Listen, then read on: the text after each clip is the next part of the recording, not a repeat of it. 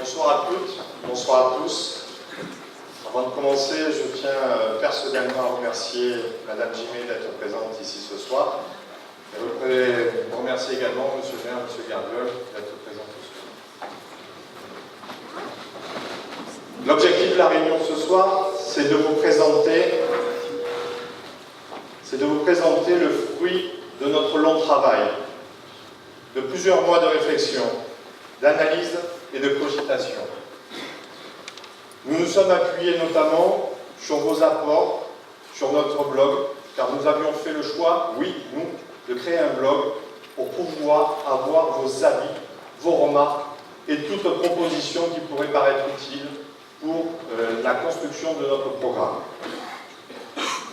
Nous avons fait vraiment un diagnostic et un bilan du Saint-Chamas d'aujourd'hui et nous avons construit, à partir des problématiques, un programme répondant aux objectifs que nous nous sommes fixés, sans tabou, sans retenue, mais avec toujours à l'esprit la faisabilité technique, mais surtout la faisabilité financière. Car nous ne sommes pas des marchands de rêves. Nous avons souhaité garder les pieds sur terre et avoir une démarche très pragmatique. C'est ce que j'appelle, moi, la responsabilité politique. Vivre Saint-Chamas est la base de notre projet, car nous aimons plus que tout vivre à Saint-Chamas. Et à notre tour, nous voulons apporter notre pierre à l'édifice.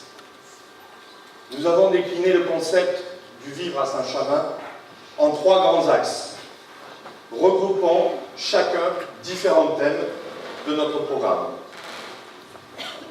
Nous avons décliné le vivre, notre ville et nos quartiers, dans lequel on parlera tour à tour d'accessibilité, d'urbanisme, d'environnement, d'économie, de commerce, de tourisme et d'emploi. Ensuite, on a décliné le vivre ensemble.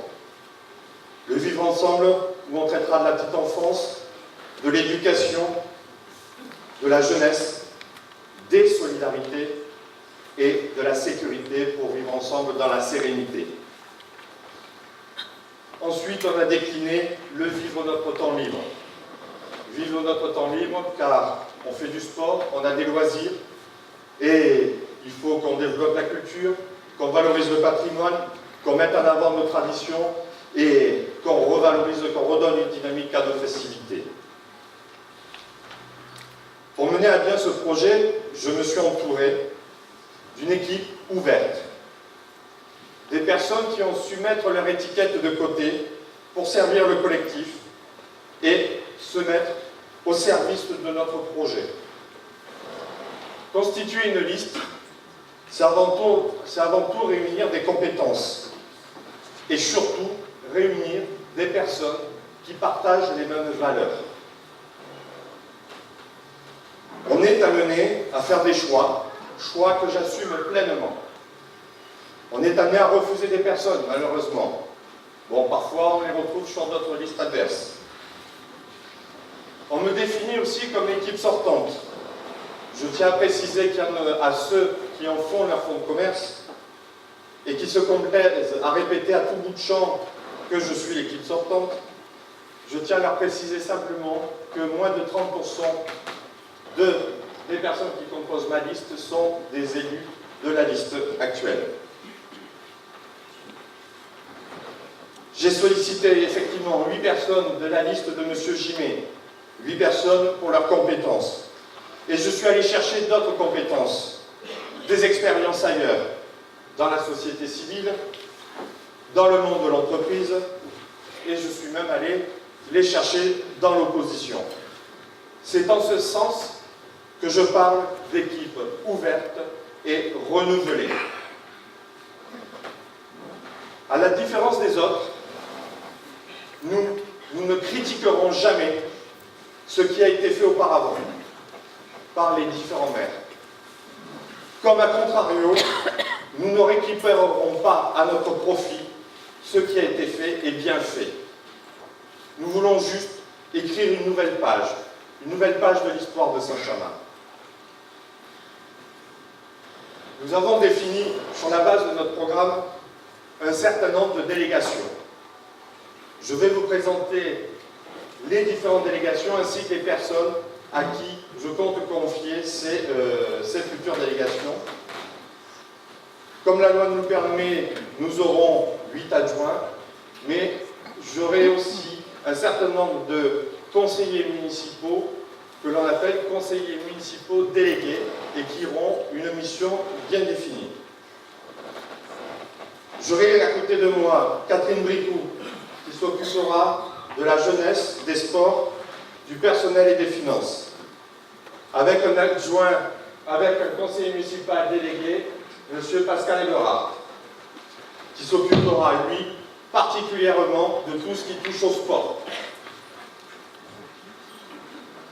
Ensuite, M. Jean-Claude Cadiou, à qui je confierai la vie économique, le commerce, le tourisme, l'emploi et l'urbanisme. Vie économique que je place comme un élément fort de mon programme et de la future mandature. Ensuite, Marie-Lise Guinet, qui aura en charge l'éducation, le périscolaire, la restauration et les transports scolaires et le devoir de mémoire. Monsieur Gilbert Grasset, qui aura en charge le littoral, l'étang, les ports, le développement durable et l'environnement. Pour l'aider dans sa tâche, il y aura 2 conseillers municipaux délégués, où nous aurons Marie Terraché en charge de l'agenda 21 et M. Franck Delmas en charge du port de plaisance de Notre-Dame. Ensuite, Magali Ramos, qui aura en charge la culture, le patrimoine, les traditions et les festivités de la ville. Avec un conseiller municipal délégué, M. Patrick Neri-Costa, qui aura en charge la valorisation du patrimoine naturel et historique. M. Michael Sals, qui aura en charge les grands projets, l'accessibilité à la ville, les travaux et tout ce qui touche au cadre de vie. Marie-France Spiteri, qui aura en charge la mise en œuvre des solidarités, j'insiste solidarité avec un S, du CCAS et du logement social. Monsieur Alain Vert, avec la prévention sécurité, le comité feu et forêt, les risques majeurs, le cimetière et les quartiers. L'ensemble des autres collègues qui ont été présentés tout à l'heure seront missionnés quant à eux sur d'autres missions. Je pense par exemple au foyer restaurant, où nous aurons une personne déléguée. Il y aura quelqu'un en charge de mettre en place le conseil municipal des jeunes, etc. etc. Je veux que l'ensemble de mes collègues ici présents aient en charge un domaine et puissent s'épanouir durant toute la mandature dans ce domaine-là, sans oublier de participer ensuite aux différentes commissions que mes collègues adjoints ou conseillers municipaux délégués auront en charge d'animer.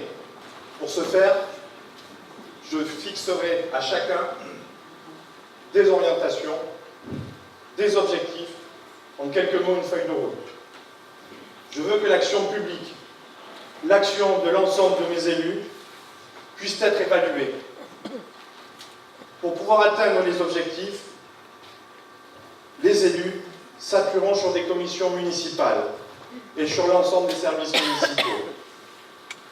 Des commissions extra-municipales pourront être créées, le cas échéant, dans certains domaines.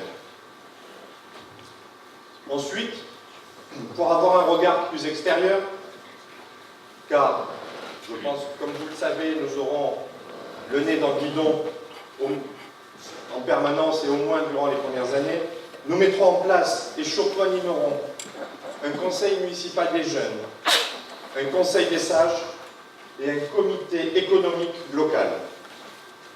Nous serons très attentifs à leurs remarques et leurs propositions.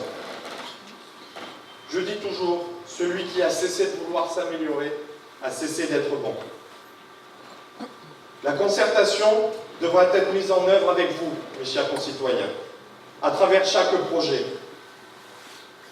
par la création ou la mise en place de réunions de présentation des avant-projets, par exemple.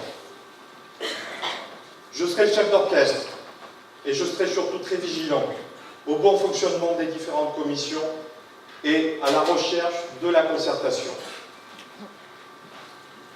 Avant de passer la parole à mes collègues, je voudrais vous parler de la vision du Saint-Chamond que j'ai pour ces 6 ans à venir.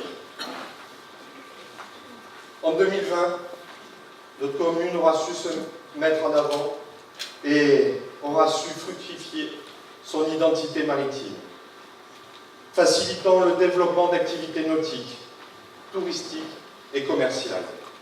Le front de mer, du port jusqu'au centre-ville, sera aménagé. Le cœur de ville sera accessible et aménagé de manière à faciliter le bien vivre ensemble.